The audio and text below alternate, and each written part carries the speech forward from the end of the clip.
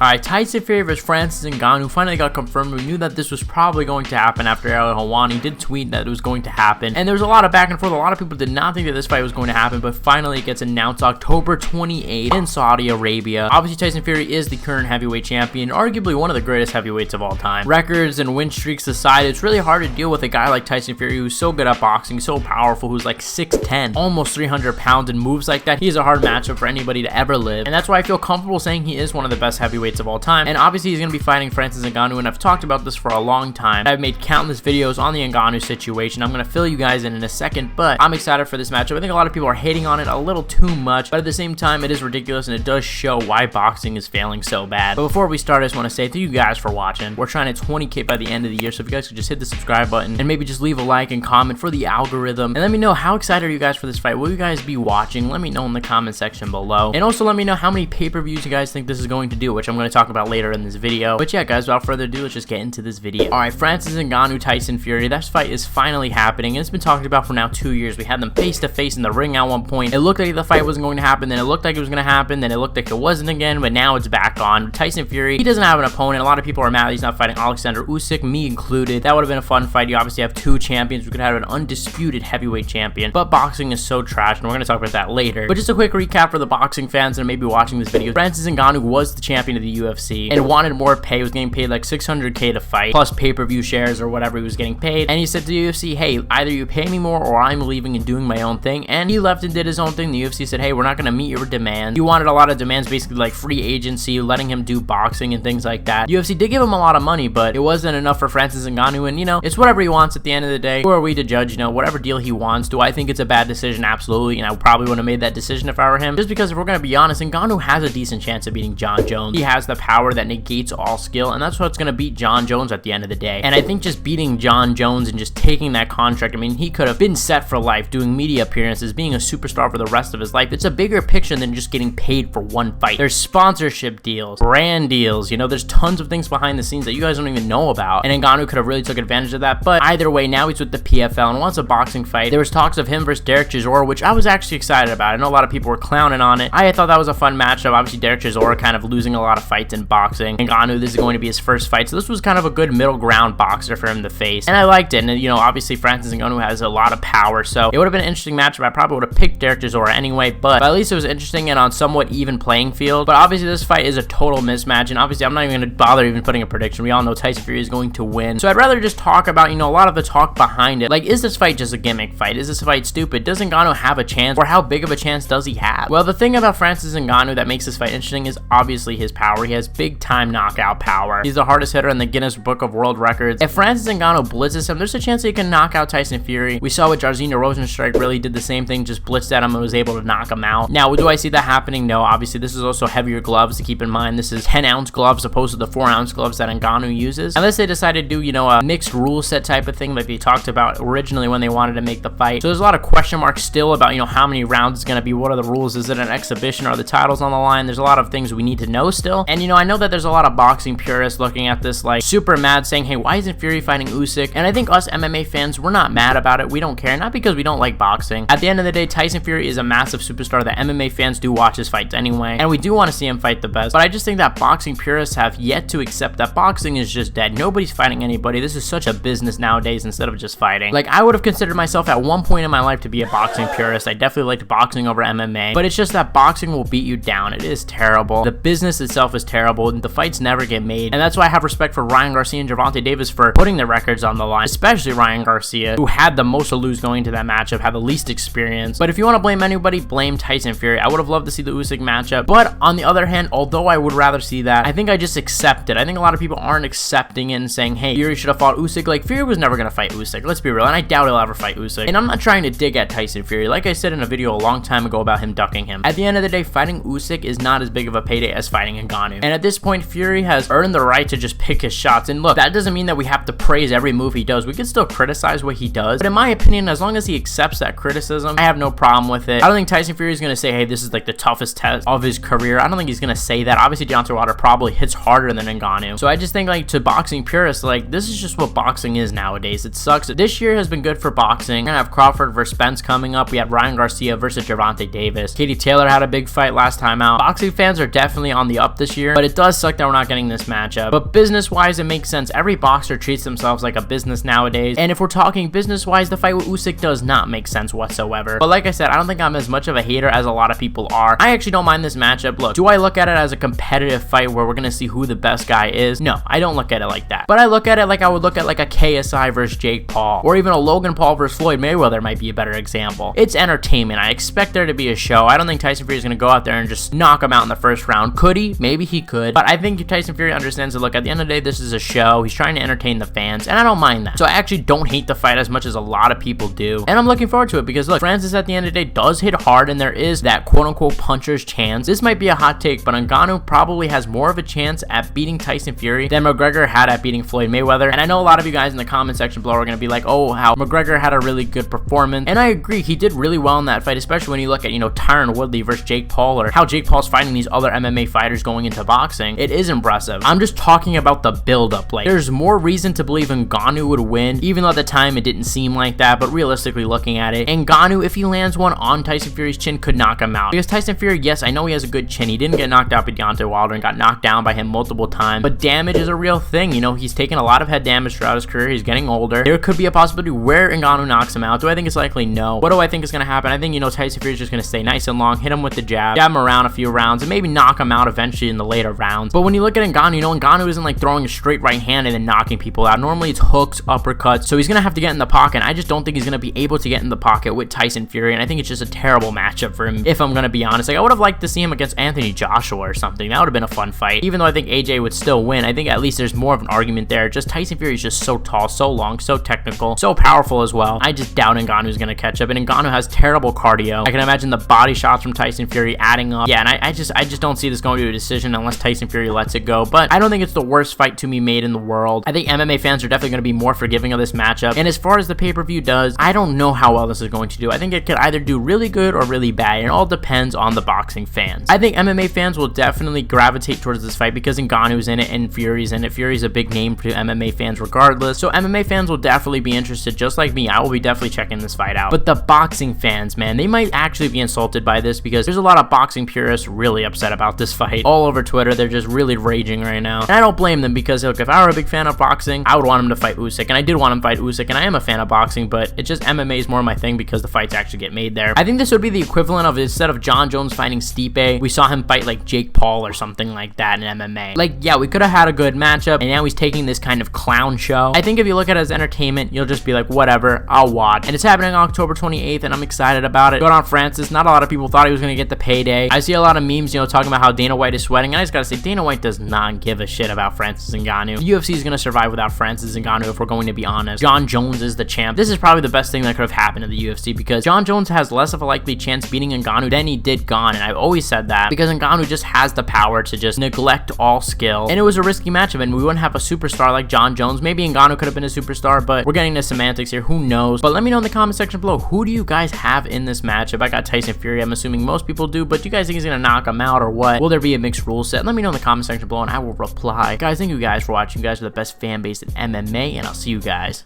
in the next one.